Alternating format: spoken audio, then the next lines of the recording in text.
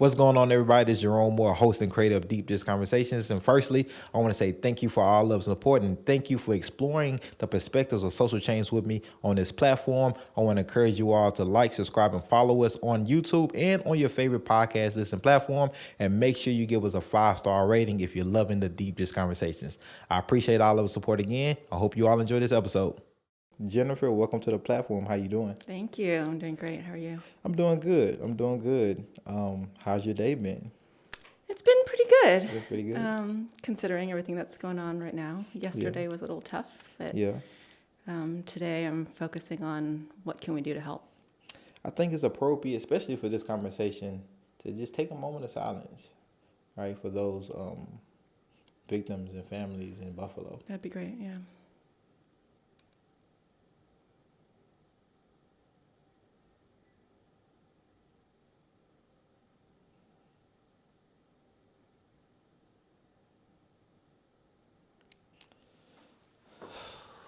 You know, United States of America. That's right. That's right. United States of America. So I want to kind of get right into this conversation with you, Jennifer. Yeah, I'm excited to talk about it. So from California. That's right.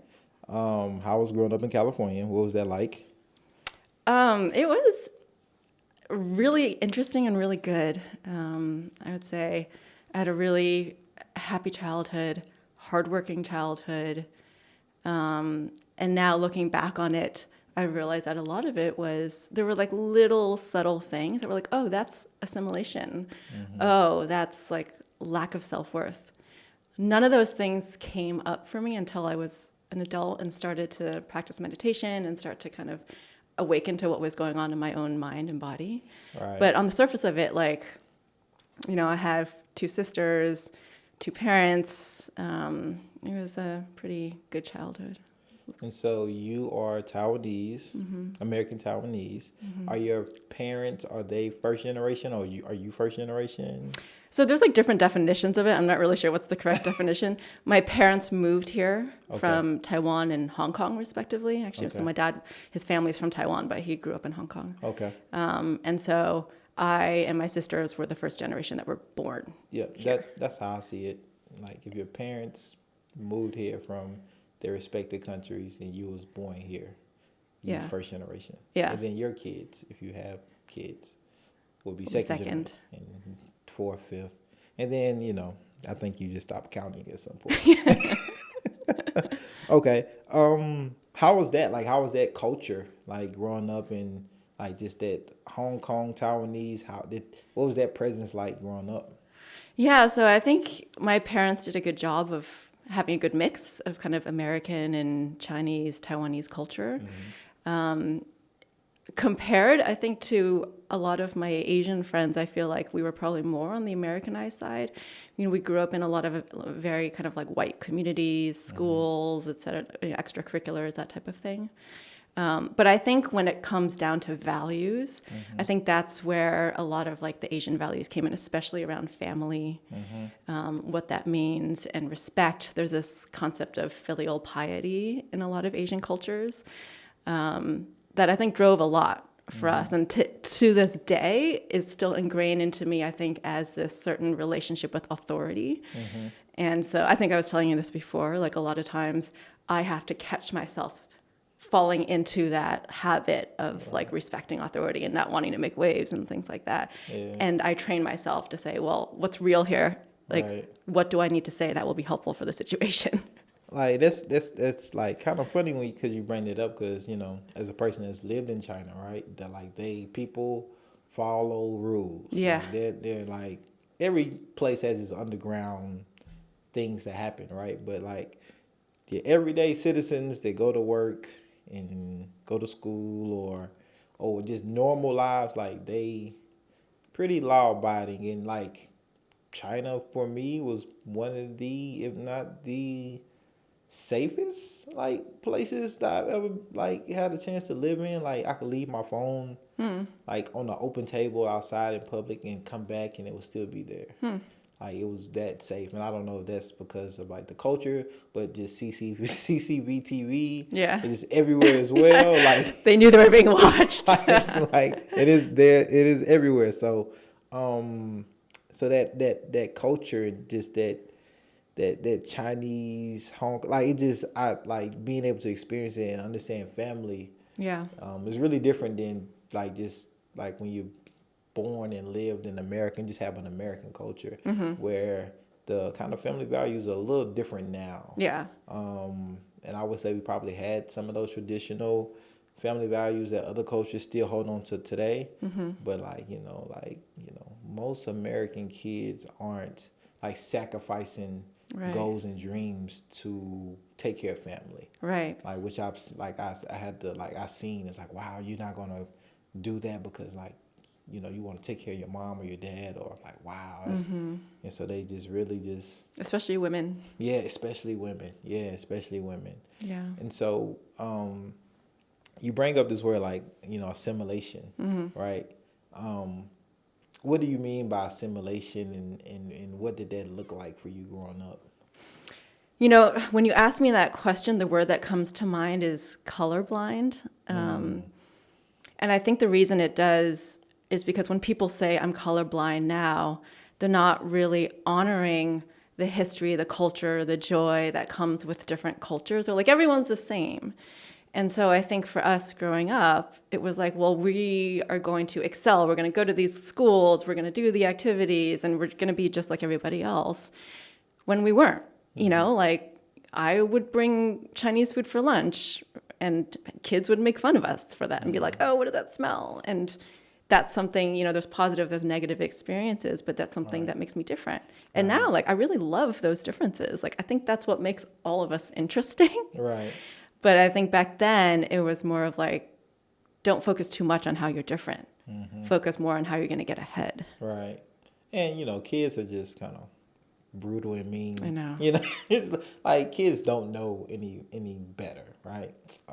Yeah. At some point, like I think maybe high school, but if you're middle school, elementary, kids are just thinking they're being funny. I think Right. most of the time.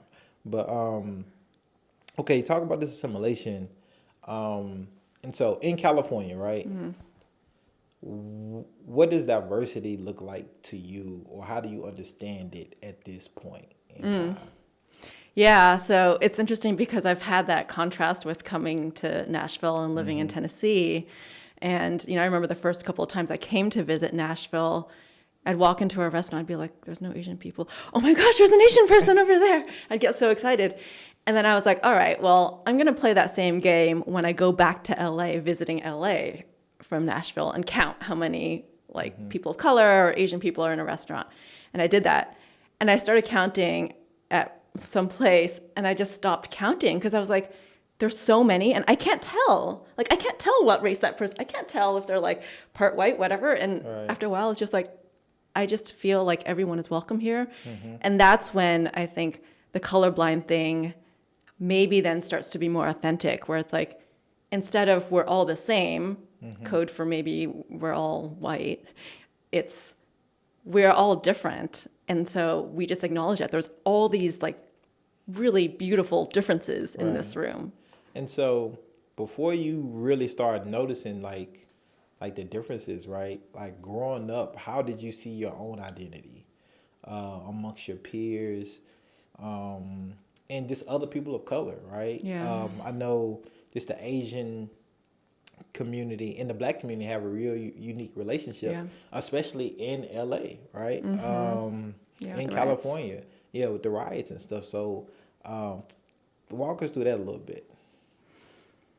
Oh, it's complicated. I think, as I was saying earlier, my sisters and I went to these schools where it was predominantly white. Race was not really a topic that was talked about that much. So, and that includes in our home. So it was more about, how are we excelling? What are we doing? What are the activities we're doing? Who are our friends in terms of like their characteristics rather than their race.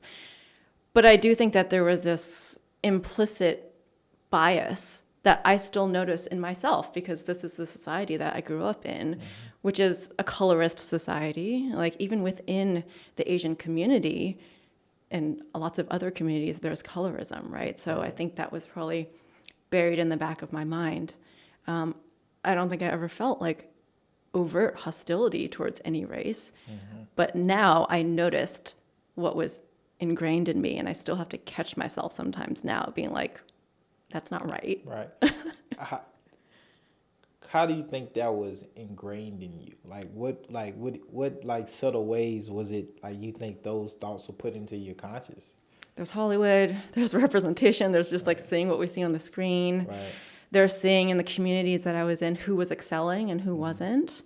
So for example, like, I noticed as an adult, if somebody spoke to me in an English accent and they were white, I would automatically assume that they were like really smart and sophisticated just for the English accent. And then I moved to London and lived there for a while, and I was like, oh, that's not necessarily true.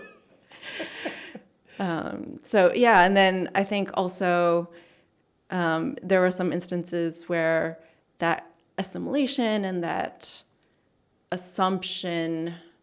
implicit assumption of white is normal or American or ideal crept up in this form of internal racism, comparing white people to Asian people and assuming that white people were more sophisticated than Asian people. So your parents being immigrants in the United States, what did they say or didn't say, right, about culture, race, or even understanding like race relations in the United States prior to they got here? Or is that something they had to learn too? Or is it something they had to learn by experience, being maybe discriminated against themselves? Yeah. Did they ever share any of those experiences with you and your siblings? Or try to help you all navigate and understand like, hey, like these things may happen? Or did that not just come up at all? Right. They never had to have the talk with us. There were a few instances where they either told us about racial discrimination that they encountered, or I don't want to speak to my sisters, but or I could just sense it. But it wasn't that often, and part of it was, I think, maybe that race wasn't really like a big topic that we talked about. But I think they were also very proud of their Asian culture. And, we went to Chinese school every Saturday, and we were with a bunch of Chinese kids, and they were very proud of being Chinese. Right. So there was that side of it too. Model minority. Yeah. Right. Associated with Asians. In particular here in the United States, in that you all are the standard, right? The standard for assimilation, right? Into like white culture, white supremacy culture. And if you're a person of color or immigrant or minority, you should be modeled this way. How did that play a part of your upbringing? And did you know about the model minority kind of myth? And like once you found out about it, did you say, oh yeah, like I was like perpetuating that? Right, yeah. I didn't know about it as a kid, and I think that I fell into it on the surface, right? Like, smart, worked hard. I can't remember whether I was actually really good at math or not. Some I was, some I wasn't. Not great at science. But it was definitely, the word that comes to mind is white adjacent, right? And when I think back on my childhood, I was like, yeah, that feels about right. I think when I first started noticing it, I started joking about it. And the joke really resonated with other Asian kids, where it was just like, oh yeah, of course we played piano. Of course, yeah, we played violin growing up. And then there was the whole thing with like the tiger mom coming out. And it's like, oh yeah, I see that. And even now, like I still joke about it. Right. But I know now that it's just wrong. It's just like, it's flat out wrong. Right. And it's flat out harmful both to the Asian community and to non-Asians. And so you've been a person who's been able to live in different countries as well. did you see, like, living in London, lived in New York, you studied in Taiwan, in Hong Kong. Did you start to realize anything different or about your experiences based on your culture and what you look like? I have a funny story that I was thinking about the other day when I was working in London. So when I was working in London, I was doing investment banking, and all my colleagues knew that my family was from Taiwan, but I was from LA. I lived in LA. And I remember I had one or two performance reviews, and there was a theme to my performance reviews often, which was speak up more, be more vocal and assertive. And I think part of that was good. It was, valid. It was good training for me. Part of it was perception of me as an Asian American woman, and perception that I was more quiet than I actually was. But I remember getting a performance review. My boss said in the performance review, yeah, you need to speak up, be more assertive, like be more LA and less Taiwan. Oh. And I didn't realize at the time how offensive that was. Oh. And now thinking back on it, I'm like, wow, I can't believe he said that. And for me, I've had such like a growth process that now I'm like, oh, I like cringe when I think about it. But and I also cringe at the thought that I didn't even realize it. Maybe I felt something weird about it, but it didn't come up for me as like, oh, that was not okay. And so going through your growth, right? Going through your journey, were other like Asian peers or colleagues or friends of yours, did any of them kind of figuring out as well as you was going through the journey, or was like kind of were you one of the first ones of your peers and like just friends and people that you may have grew up with that started like realizing kind of some of the like the things like racially that you had blind spots of? I'm not really a person who has had like a core group of friends that has continued with me throughout my life. Right. So I think more of what's happened is as I've gone through this, let's call it like an awakening process, like waking up to what's going on in my own race and race in general. I've become friends with different types of people of all races. Right. And through that, like I've had conversations with people about it, especially Asian people. Right. What are those conversations like? I think a lot of those conversations are like, yeah, we see eye to eye on what Asians are perceived as, and how, for me, solidarity is really important with other people of color, especially because Asians are perceived as this like white adjacent minority. And I'm like, okay, well, for better or for worse, maybe we can do something with that. Right. Yeah, and I was going to say, like, so is there privilege that comes with that you think you've been able to benefit from? Yes, absolutely. And so what does that look like? So when the whole George Floyd thing happened, I made a list of all the ways I benefit from white privilege. And it was like a really long list. At the most basic level, and I experienced this the other day when I got pulled over for speeding, I had my hands on the steering wheel. I was like, keep my hands on the steering wheel. And then I was like, oh, but this cop is being like really charming with me because I'm not black. Right. And I'm like, how privileged am I that I don't have to be worried about my life right now? Right. So it's things like that just come up for me a lot. Yeah. That's deep to be thinking about other lives, right? While you're in a situation knowing that if you was because you could still be Asian because there's Asians that have mock skin complexion, right? It's just anti-blackness. This is essentially what it is, right? Yeah. And just thinking like, hey, if my skin tone was a few shades darker, like, I would have to think about this situation a little differently.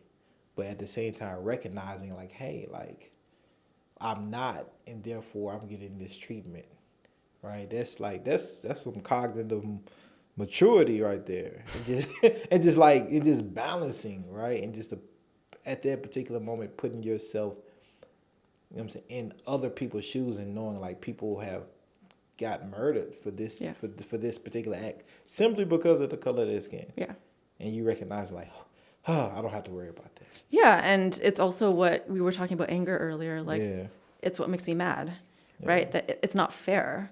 Right. That I shouldn't have to worry about it just because of the color of my skin, and somebody else should because of the color of their skin. Yeah. Do you think as a country, do we ever get past that? Is that something that we ever evolve from? I don't know. I've been thinking about that a lot. And I've been thinking about the origins of where all of this came from, like the trauma and the gravity towards domination. Like I don't have an answer. Like where was that initial seed planted? I don't know. I really hope so. I think it'll take time and intentional, I call it practice, but it's like intentional learning, intentional work done by a lot of people, including a ton of white people. Yeah. And just as a government, right? As a government, just need to reflect. As a country, I just need to reflect on the harm that has been done and consistently perpetuated, right? Mm-hmm. And like lives that have been lost, you can't bring back lives as far as we know, right? They can't happen. But how do we be able to make families and community whole again, right? Is that like, because we've been harmed socially, economically, physically, spiritually, Black folks and other folks of color, Native Americans, right? It's just like, and API people. Yeah, and API people, just all people of color, right? Just have been harmed, right? Albeit on different levels, but in some way, in this country. And I don't know, Jennifer. I don't know if our country as is and as constructed, because it's constructed, it's built on the foundation of white supremacy, right? And so until we eradicate that from all like systems and structures and institutions, I don't know. Yeah. It'll kind of be hard to combat. That's why I think it'll take generations. Yeah. And it takes work. And that's scary. It is scary. To think about it, because it's like how many people will have to die, yeah, in order for us to get to that point. Like even with the Buffalo thing, right?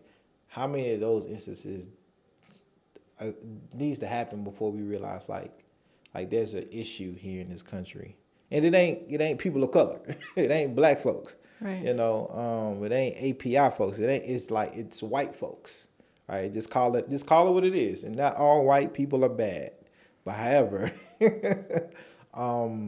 white folks have done just heinous things to people in this country and have benefited from it. Yeah. Right. And that's the issue. Yeah, and it gets into the question of equity versus equality. Right. Yeah. Right. Like, what do we actually need to do to repair this? Mm-hmm. Like you're saying, all the things that have been degraded because of racism, because of white supremacy, because of the foundation of what we've built this country on and the systems. Yeah. So we have to intentionally unwind it and intentionally elevate. Some things that like pop up to my mind, it kind of amazes me sometimes when we talk about making it whole. A big piece of that for me specifically is like financially, right? Mm-hmm. And when I see our country being able to aid, other countries like Ukraine in the war, right, where they need the funds, I think about like,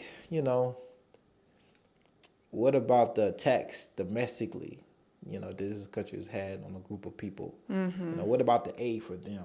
Like if we just have millions and billions of dollars to aid other countries, right, that's great. I'm not saying not help them too, but I'm saying take care of home first. Like make it right with like the harm that you've done to folks. So that just always like kind of slaps me every time, because it's like I don't know if this country would ever financially make folks whole, from just Reconstruction, Jim Crow, from having laws, right, that literally prevented, specifically Black folks from being able to create generational wealth, create wealth in general. Yeah. When they try to create wealth, you bomb them. Those type of things, it just makes me ponder a little bit. It's like I don't think our country wants to, even though it might acknowledge they should. I don't know if they actually ever push that button and like do it.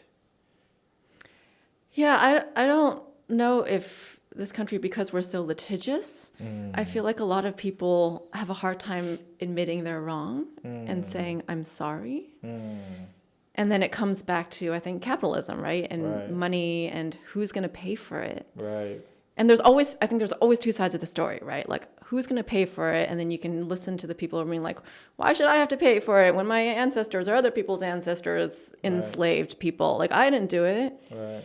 And so I think the interconnectedness, the sense of interconnectedness sometimes is missing. Right. Of how like everything affects everything Yeah, else. Like you're right. you are in this position that you're in because of the system, the history Right. of our country. Right. Exactly.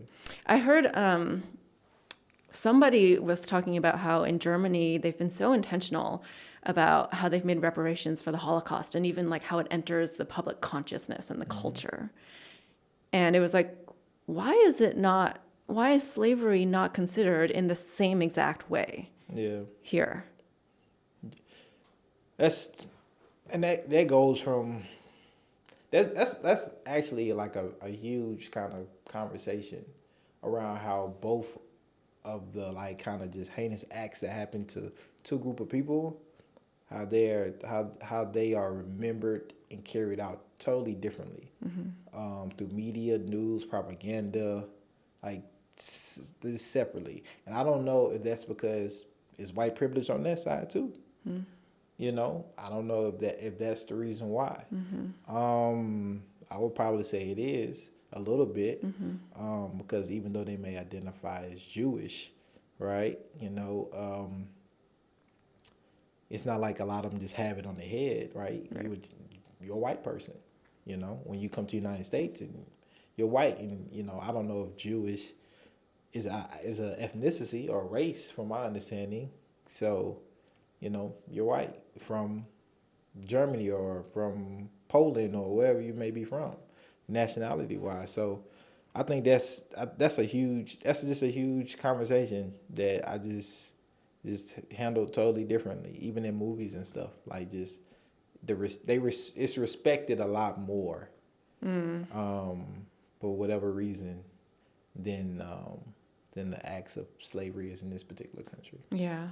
I'm sure there's movies and documentaries on it, and I'm sure there's complexities to it. It's something I would really love to understand more about. Yeah. I want to kind of dive back into like your growth, right?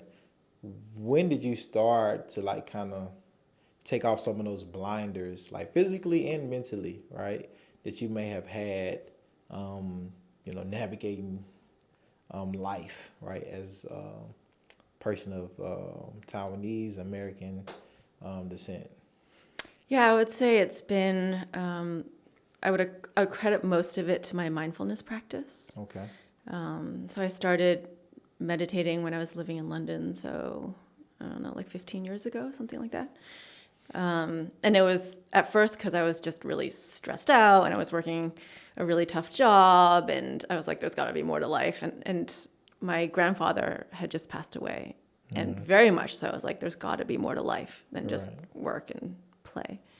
So I started exploring religion, and the first one that I checked out was Buddhism because I'd heard good things about it. Okay. And so I went to the London Buddhist Center, and they had us do this thing called meditation. And that was my first encounter with self-care. It's like Sunday became my day to like go to this meditation place, and then I would like take myself out to lunch afterwards and eat in silence. And it was really nice. I didn't really actually get into like teachings of Buddhism until I moved back from London to the US and started finding different communities here. And it was that balance of teachings and putting it into practice, like meditating, where I really started to wake up, I think, and waking up to my own mental patterns. Like, what are the habits that I have in my mind that I don't even notice? And like, how am I not even in control of what's going on here? Right. And that's not to say I'm in control now. It's just, I just notice things more. I notice when I think thoughts that I'm like, that was a racist thought. Right. Yeah, I still have racist thoughts running through my head. Okay, what am I going to do about this now? Yeah. Or noticing I'm really angry right now. Okay, where do I feel it in my body? How is it appearing to me in my body? I know it's going to pass. What can I learn from it right now? Because anger carries wisdom with it. And so you mentioned in the article that you sent me, like, being able to talk to some close friends, some close women, female Black friends of yours, and their experiences with racism in this country kind of helped also spark a lot of things. Yeah, so I would say the foundation was the mindfulness practice, to be able to sit with difficult emotions and difficult conversations. And then it started with one friend in LA where we would like just hang out and go out for dinner or whatever. And then she would just start to tell me about stuff at work and stuff in her personal life. And I would just sit there like with my mouth open, being like, I cannot believe this is happening to you. And then, we'd be sitting in my car for like 2 hours and she'd be in tears and I'd be in tears. And it's just like, this is unbelievable. It was just, I felt it, and so after that, I was like, this can't be okay. Like, I need to learn more about this and I need to do something about it. I don't know what the hell I can do. So I'm going to learn more. Yeah. And so where did that take you on your journey as far as like you're in London, then you move back to LA. Okay, move back to LA, and then you come to Nashville. Right? And so California, London, Nashville. Nashville is a little different.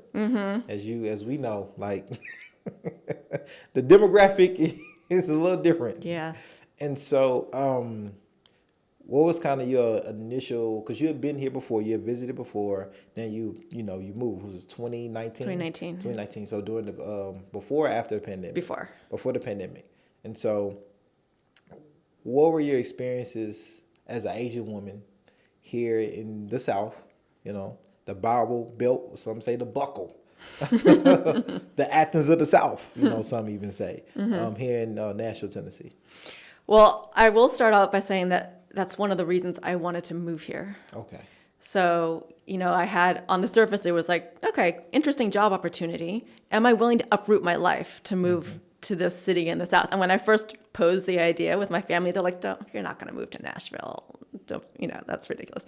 And then I was like, I feel like if I'm in Nashville and I'm an Asian woman and I'm working in business and I have this mindfulness practice, I feel like with the community there, I can maybe start to have conversations and meet people and see where that takes me and see if it can be of benefit to anyone and what I can learn from it as well.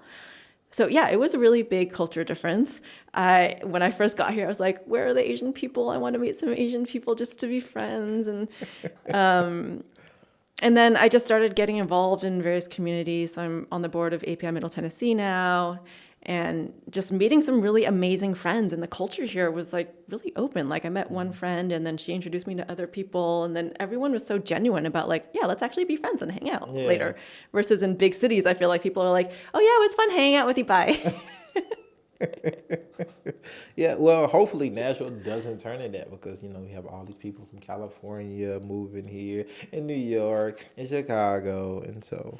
Yeah. And so I think I was expecting to encounter people who looked at me differently or, what I wasn't actually as prepared for was the segregation. Oh, yeah. Because I knew that Nashville was like 28% Black and I would go to work or whatever. I'd be like, we're all the Black people. Yeah. Diversity segregated. Yeah. It's Nashville. Yeah. Everybody's in their pockets. And you might see them at work or, out maybe downtown. But, yeah, very diverse, historically. Yeah. The South, that's kind of what happens. And it kind of just stays that way, right? And when that happens and, like, growing up here, right, everybody, all the Black folks I knew, like, lived in the city, Nashville. And then as we see now, gentrification is displacing and pushing people out, or even like the interstate I-40, where they ran through Jefferson, and so, yeah, it's just and it just didn't happen here in Nashville, right? It happened all over the United States. Yeah, it's not a coincidence that this happened. Yeah, exactly. So, but on the same footing, those like Nashville has a lot of history in trying to combat Yeah. Like just racism, discrimination, white supremacy, just all of these wrongs.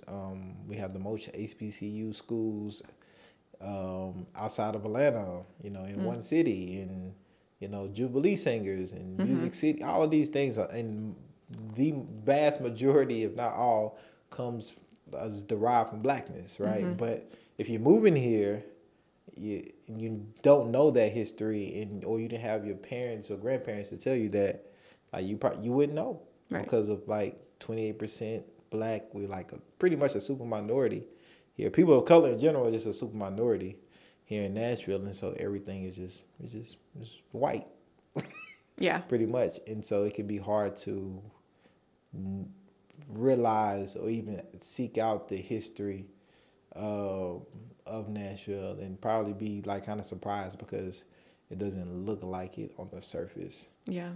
And so I'm glad that you had a great experience coming here, and you was able to find community, Yeah. right? And finding community, how did that like align with like kind of your journey in meditation and just trying to become a better person and understand what was happening around you better? It's helped me to grow so much. I mean, it's fun, first of all. It's just like I feel like I have a really like rich social life. Right. And it's really helped me to grow because, I acknowledge I still have like my city girl tendencies and my LA tendencies and my white adjacent tendencies. Jennifer is a city girl. And so it's like I feel so honored to be able to like be friends with people and have them not judge me for being a city girl and white adjacent and all the things. And just to hear people's stories and like have people be vulnerable and open. So I think, I co-founded the Nashville People of Color Meditation Group. Yeah. And that's been one of the communities that I feel so honored to be a part of. It's a meditation group just for people of color. Yeah, I definitely want us to like talk about that, and so 2019, come to Nashville, pandemic hits. Yeah. 2020 March, the week of like right after the tornado, right? Yeah. Pretty much it hits Nashville and it's affected. People going to isolation, and we can't do the things that we were normally accustomed to. Yeah. Right. How did that lead into Nashville POC Sangha, excuse me, and the work that you was trying to do in that space? So we started the Nashville POC Sangha in, I think it was December of 2019. So we had like 1 or 2 in-person meetings, and then we just went onto Zoom. And in a way, I feel like that maybe solidified our community a little bit more. So it was like a really small group of regulars. Actually, probably only about half of them are based in Nashville. So that kind of made it nice because we were so consistently on Zoom that people from other places could join. But I also feel like when you're on Zoom, and this is one of the things that I notice about work meetings too, there's like a certain intimacy because you're not distracted by other people in the room. It's just like, boom, like assuming your camera's on, your face is right there. Right. And there's no one else's face in that little box. It's just yours. Right. And so I feel like we were actually really able to deepen that community, maybe not broaden as much and grow it in terms of number of people, but in terms of the relationships that we had, we were really able to deepen it. And people were having a hard time, like that time was, especially in 2020 after George Floyd, like it was really hard. Right. What was the impact for that for you, and kind of what did you see the impact that the synagogue had for others that was participating? So for me, it lit more of a fire under me to do something about it. And I really felt that as mindfulness practitioners, we had a really big role to play. And the reason is because I practice looking at my own mind every day, at my own mental patterns. Like, I'm not afraid to say, I notice racist thoughts running through my head, right? And so I can notice these patterns, notice where they're coming from, and then also have a little bit of distance, and I call it actually freedom, like freedom from them, freedom from like anger, colonizing me. Like I can be angry and be like, this is anger. Right. I don't have to necessarily act on it right now. Right. And so on one hand, it's almost like mind training where I'm like training myself to have freedom from the tyranny that thoughts can have over me Right. and emotions. And on the other hand, there's like actual practices that you can practice that train your brain in kindness and compassion. And so as I'm doing those two, it's like just creating this whole picture of interconnectedness where, you know, it's like the steering wheel story I was telling you where I feel it, like I feel the pain of other people, and then I have the fire in me to do something about it. And so George Floyd really lit a bigger fire. It took this like ember, this flame that was there, and kind of like blew it up. Right. But not in a way where it's like I have to be aggressive and go out and like do all the things and Right. like be performative and show everyone that I'm doing all the things. Right. It's more about like, what's my lane? And my lane has been this Sangha, and hopefully that influences how I carry myself in this world as just like providing space. Like Right.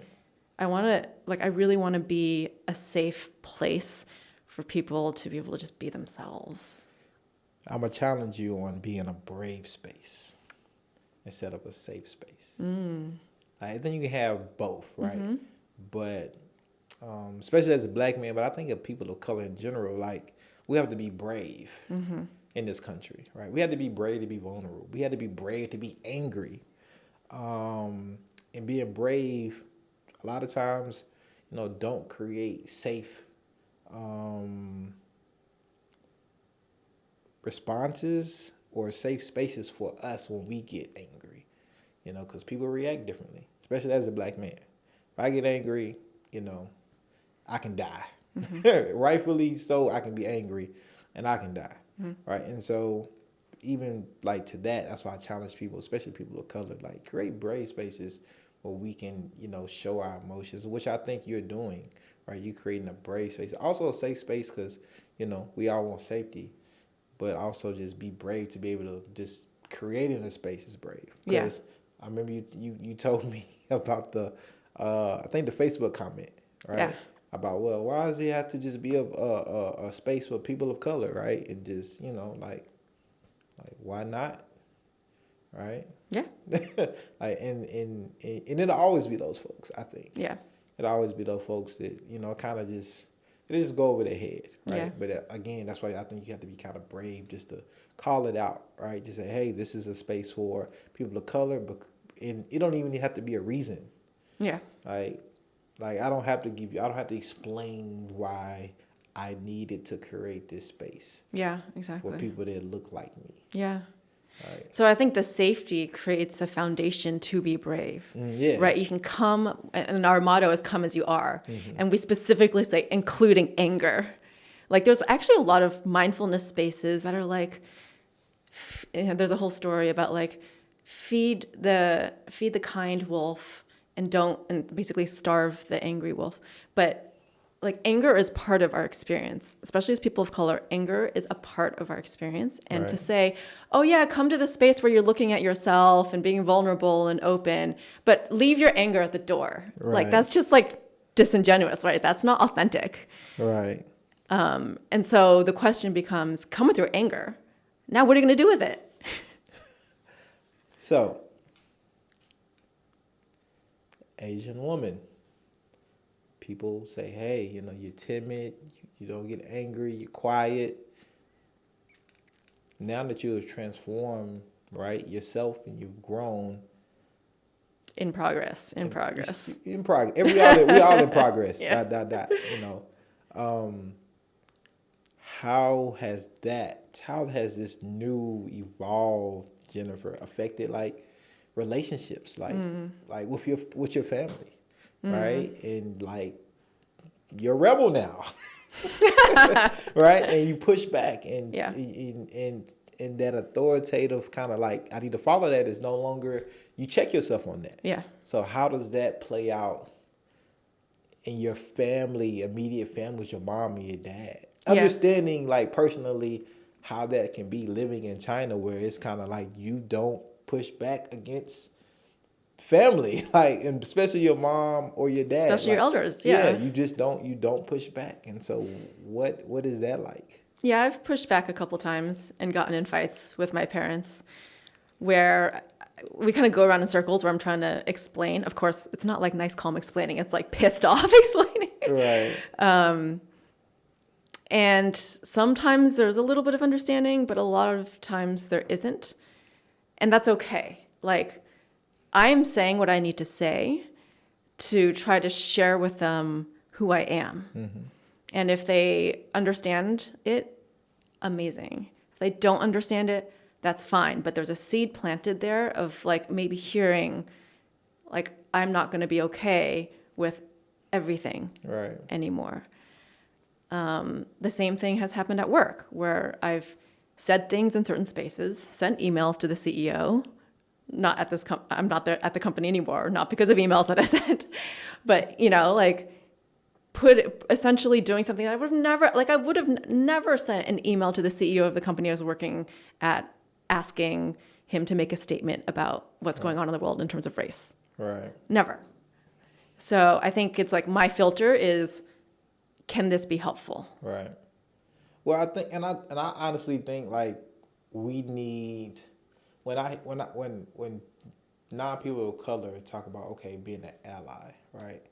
Like to me, that is sending those type of emails. That is calling stuff out when they notice it, and they can look different for everybody, right? Some people maybe let me email. Some people maybe let me go tell the CEO to his or her face, like, hey. But I think like we need more of this calling out. And so I want to ask you this question: Have community members from the API community reached out to you to like have discussions about what can they do, and or have you had to like call out community members from the API community on some of the things they might have been perpetuating harm against not only themselves but other people of color? Trying to think of if that's happened. It hasn't happened much, to be honest. And I think it comes back to like that selection thing of like the people that I've surrounded myself with are people who are kind of on the same journey as me. Yeah. No, that's good. Like that's good. Yeah. And I would challenge you in that community. Keep challenging each other, right? Yeah. Because we all growing, we're all learning, and like I have friends of mine that challenge me every day, right, on just things that might look like self-hate, black hate, right, which is totally real and honest and something that I've learned to work on over the years. But it just comes from like trauma and conditional like learning and behavior on how to respond to somebody that looks like me. Yeah. That might have grew up in the same area, so I already have these implicit biases. Wow, yeah. Right? And so that's self-hate. That's an indoctrination of white supremacy. Yeah, right? Totally. And so it just is amazing when you can recognize it. Right? Yeah. Because if you can recognize it, you can work on it. I've definitely seen that as well. Maybe that's what you were asking, but like I've definitely seen that in API friends and community members where it's like, for me, it's more in the form of like questioning, like, how was that for you? Like, did you feel like you were getting spoken over? Yeah. You know, like maybe we should say something here, you know, whatever it is. But for me, it's always like the one-on-one, like, how is that sitting with you? Right. Yeah. And so, like, where do you want the synagogue to go? Like, what is like your goals? Like, what is your goals for yourself in this work and as you're like continuously growing and learning? Like, how big do you want it to be? How many people would you want to involve? Like, let's talk about it. I mean, I would love for this to be a really big, diverse group of people. And there's, I mean, even amongst people of the same race, there's a ton of diversity, right? Right. So, and the reason why I would like it to be big is because I think, as I was saying earlier, I think there's a lot that this practice can do to help us with liberation, like internal liberation, external liberation. Like the stuff that I've been able to do, the internal work I've been able to do helps me to create external liberation for myself. Yeah. And so I would love to be able to share this and like keep learning from a bigger and bigger diverse group of people. Yeah. That being said, we're not pushing. Like, I don't want this space to be another like thing on my to-do list and feel stressed about it. Like, I want everything about it to be spacious and natural and organic and like Right. joyful Yeah. and a place of rest and healing, and that Right. includes for me and my co-facilitators. Right. Is it something like, if you had all the resources like in the world, no barriers, is it something that you want to do like full time? I don't know. I'd have to think about that. I have this whole background in business, right? So part of it comes down to where can I contribute the most? Like, Yeah. how can I leverage my background, my privilege, Yeah. to help the most? And then, of course, a lot of it is like what naturally gravitates for me. Right. I don't know. Maybe it's an and both. Yeah. Right, because Maybe. because if this is like, because I think it's a space for like community, right? Yeah. What you're creating, but also it's like a space for business, for corporate, because you've been in that sector for a long time. You understand and know like how it could help in like the void that it would feel in those spaces. Yeah. And so like, yeah, I think you can do and both. That's true. Yeah. So the other thing that I really care a lot about, and I see it all as connected, is climate change. Okay. Right. And so I also want to weave that in. Okay. Huge. New element. New element. You know what I really hate about saying all this is like it makes me sound like such a freaking do-gooder, which is like, I'm going to help everybody. But it's not that at all. It comes more from like, this all affects me and it affects all of us. Right. Well, and I think you said something that is crucial, and I like to say like knowing your lane and like staying in your lane, right? And sometimes your lane can change. It can switch up, right? Like over time, you might want to pivot somewhere else. Yeah. And so, but I advocate for people to use all of their talents in their growth of their journey, in just a healthy way. Right, because I think what we've seen too, because of George Floyd, they kind of tipped a lot of people over the edge and kind of allowed them to awaken. Is that we've seen a lot of folks kind of running to like do stuff, right, without kind of like reflecting and doing some of that self work first, and not really understanding the lane that they can be most helpful in. And really contribute in the most healthy way, and kind of just doing stuff. And I think kind of the residual effects of that is like now we're kind of like 2 years almost removed from that, and you see a lot of that energy kind of dwindling, right? Just people just going back to their lives that they was doing, and and say, yeah, I volunteered and I did this, and but it's like they didn't really do the self work first to really kind of recognize. Or they were just kind of being a do-gooder, like, oh, I just want to do this because like I know it's the right thing to do, but not really thinking about like the implications that they might play a role in, right, and perpetuating on every day. So, or how they could actually be an ally, right? Exactly. And so, so I think that internal work is so important. That has to be the first work. Yeah. I think that has to be. I truly believe that has to be the first work. Yeah, I think you have to work on yourself first, and then you can work on your community. Totally. Yeah. I think I was telling you a story about, this is such a good example of that, where I was like starting to enter into this relationship with this guy. And on the surface, everything seemed great, like similar values and almost like do-gooder mentality of like, yeah, I really care about racism and those things. At the end of the day, I started receiving microaggressions from this person. And when I shared that, the response was, are you sure you're not being oversensitive? Yeah. Yeah. And so I think that's just a really good example of like being like on externally caring about these things, Right. but not having done the internal work to be like, how am I thinking? Like, Right. I think a lot of where that response came from was, I don't want to change. I shouldn't have to change. Racism is a people of color issue. Right. And I hope it gets fixed. Right. And let's see where this goes. Right. Let's see. You had mentioned that you brought a poem. Yeah. And I'm really interested in hearing if you want to share. I would love to share it. So yeah, I want to hear this poem, and yeah, this is a treat. This is the first poem read on Deep Dish Conversations. Oh, really? Yeah, for sure. Yeah. So this is not a poem that I wrote. This is a poem that was written by Dr. Larry Ward, who, I'm not on camera, right? Yeah, you are. Oh, I am. Okay. This is the book. It's called America's Racial Karma by Dr. Larry Ward, who's a Zen practitioner and teacher, practices in, if people know the name Thich Nhat Hanh, who's a very famous Vietnamese Zen master who passed actually just in January. So Dr. Larry Ward is a Black teacher who co-founded this place called the Lotus Institute. And so I'll read this poem, and then I'd love to share why I love this. Yeah. It really touches me. So it's called When I Became Currency. When they came for me, I tried to contain my fear and my heartbreak.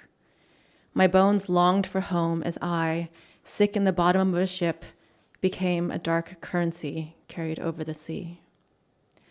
I was sold and sold again, a commodity, an instrument of profit seduced and sustained by greed, arrogance, and ignorance.